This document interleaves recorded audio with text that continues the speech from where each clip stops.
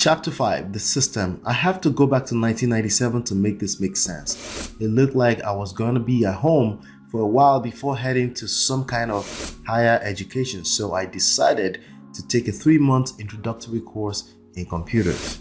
The first thing I learned that continues to show up for the next 25 years for me, what was it? It was input, CPU, central processing unit, and output, the 3 basic parts of a personal computer. Since then, there have been multiple versions of that, but what it did was allow me to understand at a fundamental level what value a computer brings to our lives from a system standpoint. And I continue to believe in every aspect of life that the best part about humans is the ability to build systems that work even when we can't. A system is a set of parts or principles that work together to create a desired outcome. The outcome can actually be a part of the system or a recursive input into the system to create an even better outcome or output. And like I said, the first thing I learned about computers is these 3 basic parts, namely input devices such as the keyboard, the CPU, which contains the memory for storage and processes information coming through the input devices, and lastly, the output devices such as the monitor that see visuals of the work being performed by the computer or to store information on external storage. The external storage device that was popular back in 1997 was a floppy disk. While you can use it to store information digitally as an output from the CPU, it's often inserted back as input into the CPU for additional better and improved output. In this chapter, we're going to explore the concept of systems and how it applies at micro and macro levels when it comes to digital marketing. But in the previous chapter, we talked about the connection in so many dimensions. We talked about frame of reference. It's a concept that we will revisit again because this whole thing is about the customer journey, and your ability to take them on an experience is a big determining factor in the level of success that you are able to create. As I said in the last chapter, many businesses go back and forth between futuristic marketing and old school media that doesn't work anymore, such as newspapers and yellow books, ads. Remember, this is about the persons, the people, and catering to your identified audience. 95% of businesses are already going to fail within their first 5 years. Feel free to attribute that terrible result to a lack of connection between the value and the persons. It just makes sense, right? We covered the idea of pre-framing the mind of your prospect so that the natural order of action is to create an order by your offer. Hopefully now you understand that people need to feel like they know, like, and trust you as part of the pre-framing. And getting people to convert to customers, clients, deals, and partners starts to feel almost effortless. Very importantly, we covered a tool that helps us create a spider web of these agents and connections all over the World Wide Web. Do you recall the content management system, the CMS, right? My favorite CMS, WordPress, controls 40% of the CMS market share. That is a good thing because of the ever-evolving nature of everything digital. So like typical software, there are constant and seamless updates of bells and whistles to make your customers experience super cutting edge. In this era, you are a business owner or digital marketer cannot afford to operate on stale systems. With that being said, let's get into systems. When it comes to digital marketing and digital-based businesses, you guessed it right. It starts with an input. In 2009, I got introduced to the world of multi-level marketing and direct sales. The truth is that it wasn't just about finding customers. In fact, the majority of the income came from building a team. Being a self-motivated person that I've always been, I got to work right away and I recruited my brother into my downline. The idea behind the business model leverages people's immediate circle of influence to first sell the business opportunity to, and then second, sell them products if they're not interested in building the business. My brother figured out quickly that the main input into the business model was people. The owners of these multi-level marketing businesses such as Amway, Herbalife, Transamerica, Pramerica simply need people. But there is a problem. Sure, we can probably go through the contacts of our smartphones and find 100 people. The issue is that we usually haven't connected with these people in a long time. So even though they are people, they are not necessarily suitable inputs for the business model. Hence, many of the reps get frustrated until they quit the business. Also, we're talking about a business model that requires face-to-face sales skills. While a lot of the leaders and trainers in that industry continue to tell their teammates that sales is not involved, nothing could be further from the truth. The reality is that money is expected to exchange hands with an opportunity, a business opportunity, or at least a product. So even the second part of this business system is flawed, with mostly non-capable business owners and processes that aren't updated for the digital era. No argument. If it's working for you, keep doing what you're doing because it works, right? In the last few years, many multi-level marketers have transferred the same not-so-professional strategies to social media. All they do is pitch everyone by throwing everything at the wall and hoping that something sticks. Most other types of businesses make the same mistake, not identifying a suitable input necessary with well thought out processes and systems that can operate even when humans are not involved. So if the main person gets sick or encounters an emergency, operations will shut down immediately. Just an overglorified and undercompensated after 9-to-5 job. If your marketing needs your attention constantly in order to continue filling the pipeline, it cannot be working competitively in these times. Back in the days, the only call to action on commercials was the phone number, which meant someone had to pick up the phone on the other end. If they don't pick up, you've lost money. When that happens enough time, it can take your business out, effectively becoming the 95% in 5 years failure stat member. Since then, marketing has evolved to not involve the need of humans to receive these messages.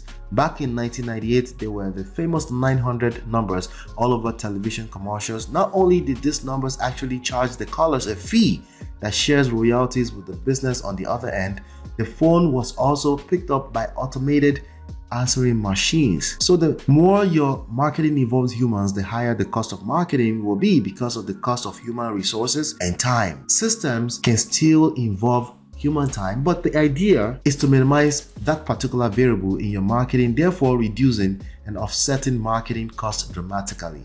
The same way we have inputs, central processing units, CPU, and outputs as the three basic parts of personal computer, your marketing operation must identify the inputs, processes, and outputs. A business can no longer just be a business. It must be a business system.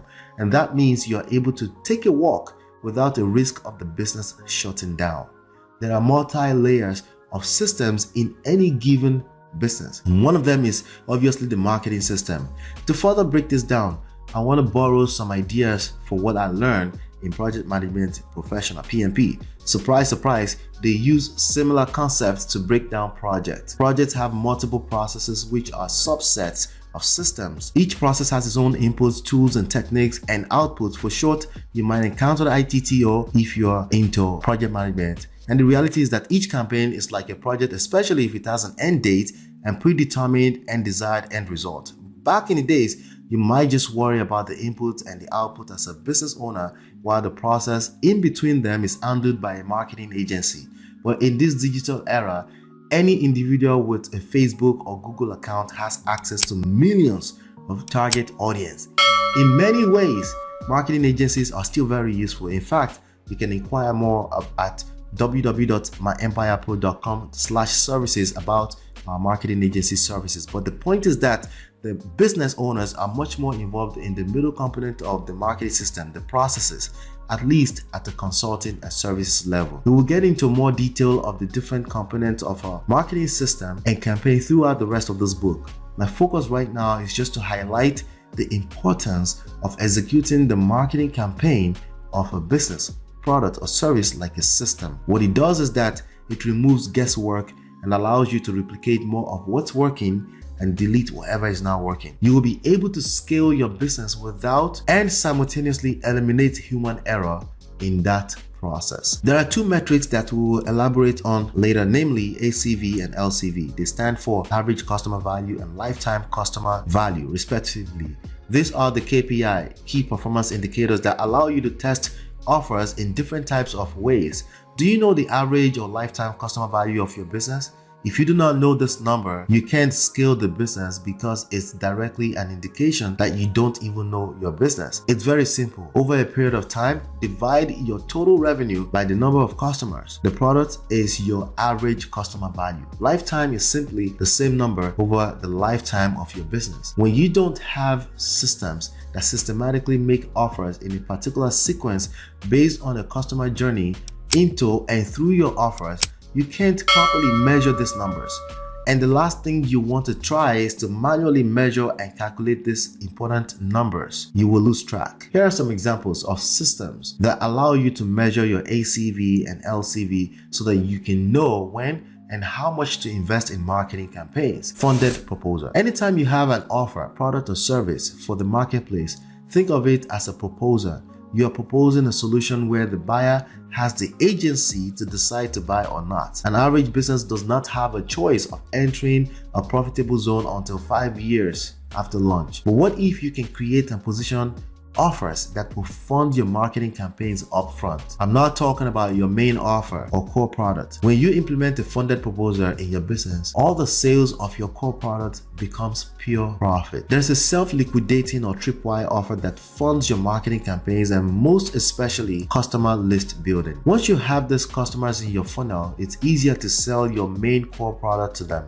Hopefully, you have the skills to orchestrate a sequence of offers that naturally ascends your customers through your sales funnel. What is a sales funnel? Simply put, is the journey that you have designed for your customers to go from discovering your business to sales conversion. More often than not, one sale conversion is not enough to make your business profitable. Like I said earlier, if your business falls within the range of an average business, you won't be in profit for 5 years or never. By designing a sales funnel that ensures profit upfront and funding your marketing campaign as soon as possible, your business will legally print money. If you're able to make $1.10 every time you spend $1 in a given year, you're effectively printing money. How would you like it if you are able to spend $22,787.30 and generate a revenue of $49,059.80 all in less than 3 years? That's a 60+% return on investment ROI. All of that happened and even more so during the COVID pandemic. It dramatically recession-proofs your business. By the way, that's a true story, and you can replicate that result, especially when you understand the power of upsell funnels. Upsell funnels. Have you ever been asked, would you want fries with that? After buying something off McDonald's basic entry menu. It's no longer called the dollar menu, right? Thanks to inflation. What about, would you like 2 apple pies for $1.99? That is a real example of an upsell offer. With digital marketing, you can create and position offers after a first offer purchase. The tripwire offer has been initiated. In addition to that, you can offer a downsell to customers that says no to an offer if the reason for declining is likely cost.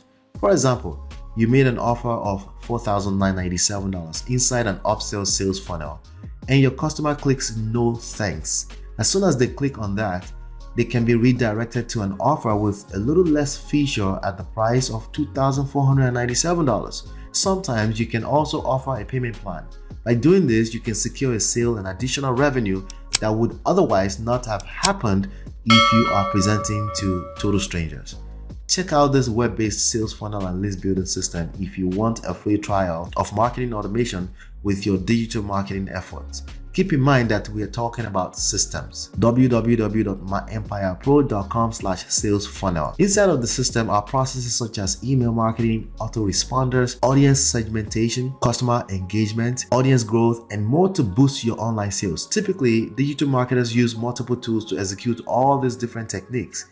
In fact, there are more than enough techniques, and if you're not careful, that's a negative thing. It can be hard to stay focused. Once you get the ball rolling and you fully understand that this is a system, one tool can execute everything. Sometimes you might have different aspects of your business with their own sales processes, but ideally, it's better to keep all your processes in one system, especially if you're new to digital marketing. The shiny ball syndrome is real and distractions are extremely costly. I know because I am speaking from experience. There are many different types of systems implementable for digital marketing, but the best ones for what should be obvious to you after the next chapter starts with list building, audience growth. If you have to spend money for every unit of discovery, your business will likely go broke. The reason why all the best businesses you know today create create smartphone apps to engage you, and offer rewards is to build and engage their audience on a regular basis. The idea is to create and boost for more sales. So in the next chapter, we're going to dive into list building. Have you ever heard the saying, the money is in the list?